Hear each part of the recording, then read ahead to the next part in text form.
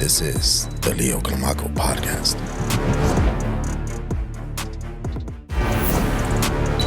This is the Leo Climaco Podcast.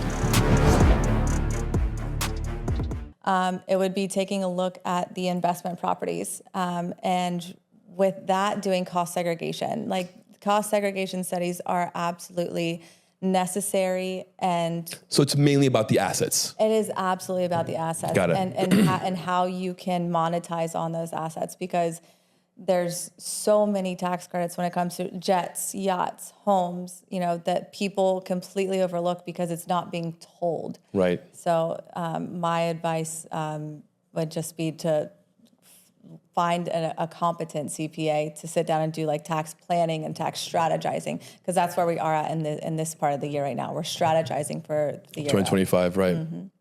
Yeah. Who were some of your mentors growing up? Who'd you listen to? Who'd you follow? The biggest one, it wasn't really when I was growing up. It's when I was going through my journey of my own self-discovery, and that was Dr. Joe Dispenza. Absolutely love everything that this man has to say. It gets kind of, down a rabbit hole sometimes, right. But he's a huge mentor for me. That's and incredible. Obviously, I do have my faith, so God's always my first mentor. Speaking of that, what is your relationship with God? Now it's the strongest that it's probably ever been. Okay. The last time I was sick, I was in in like a money hungry time of my life. I was only pursuing what was going to make me the most money, what was going to be the most success. You were hunting. And I stepped away from faith in a lot of that, because a lot of the people that I was working with, unfortunately, were not the best model citizens. Got it. They just had a lot of money and not a lot of morals. So, whenever I found my faith again, like I made that, I don't care if I'm making, $10 or $1 million. I want to make sure that God's still going to be the forefront of my life. I love that. Tell me now, what are your non-negotiables? Non-negotiables. Well, I don't work any longer with men that don't really see my value and only see me as, for what I look like. So when that is that challenging for you? Extremely. It's so much so that it's in my contract.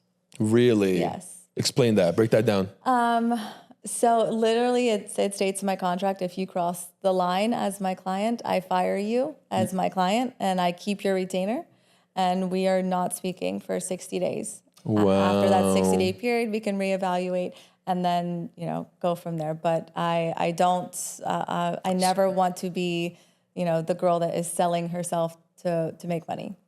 I will never, ever be on that. And I stand on that. And that is, it's made me lose a lot of money, but it's also helped me gain a lot of respect and ultimately make a lot of money. I mean, for you to put a clause in your contract, it means you went through some shit. Yeah. I used to work with a lot of professional athletes and that makes sense. And men of status. So when they have a lot of money, they think that, they own the world. Own me. And just because you have my contract and you're paying me doesn't mean you own me. So it was a lot of, I did have to go through a lot of uncomfortable situations, very bad situations as well. So, yeah. Do you feel like it's an advantage or a disadvantage being a female entrepreneur? It's a disadvantage. It's not for the weak at all, especially being in finance, because, mostly men are very in finance. Male dominated. Yeah. It's extremely male dominated. And, as a woman coming in, I really have to overprove myself sometimes. Especially, I moved down to Miami where I didn't have the network. And so trying to prove myself in Miami is a lot different than having, the reputation and respect that I had, say, from Palm Beach where I moved. Right. And so it's been very challenging, but I'm making it work. I want to get deeper into this because I think this is a really interesting topic. How do you navigate these men that are probably thinking that you're moving ahead for a reason? Do you understand what I'm saying? In what way? Meaning like these egotistical, narcissistic men who aren't really able to see a woman's value. Yeah. And maybe thinking that, her success is based on X, Y, and Z. Oh, yeah. Do you understand what I'm saying? Yeah. I mean, unfortunately, in my past like romantic relationships, my partner, I only can date somebody who's very confident because all of my clients are men. Right. And, trying to navigate around that in a relationship is very threatening to men.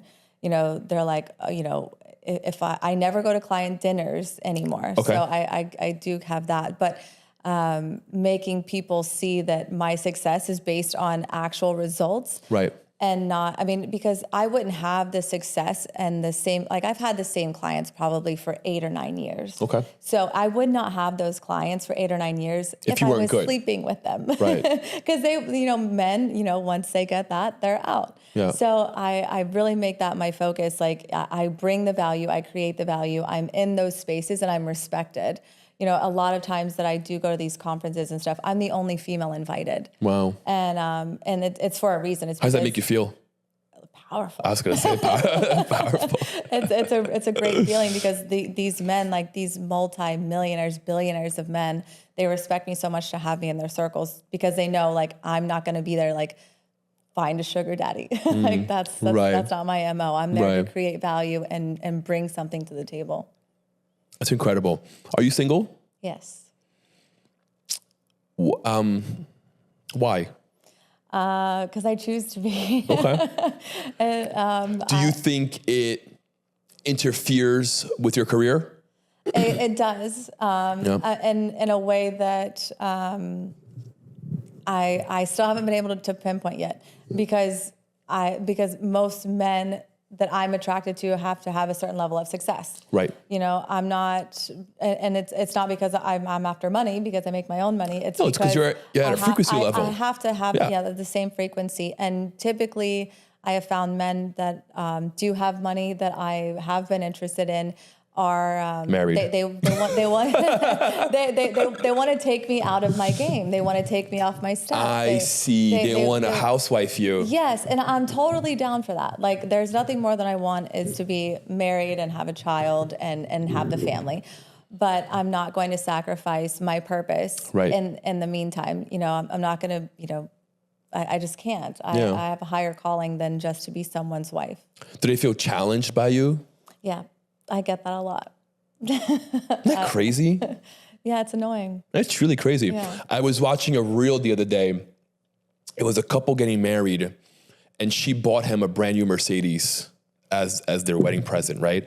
And I'm going through the comments, and all the comments are like, win, like life goals.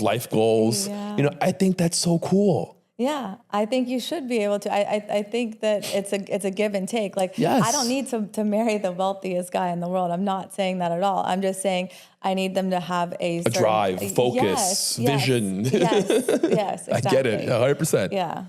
Someone who's going to not weigh you down. Yeah, exactly. Right? It's going to grow with you. You know who a couple that I absolutely love is Grant and Elena Cardone. Like, Yes. They're the ultimate like power couple goals for me. They're constantly pushing and evolving each other, and I think that's a beautiful thing.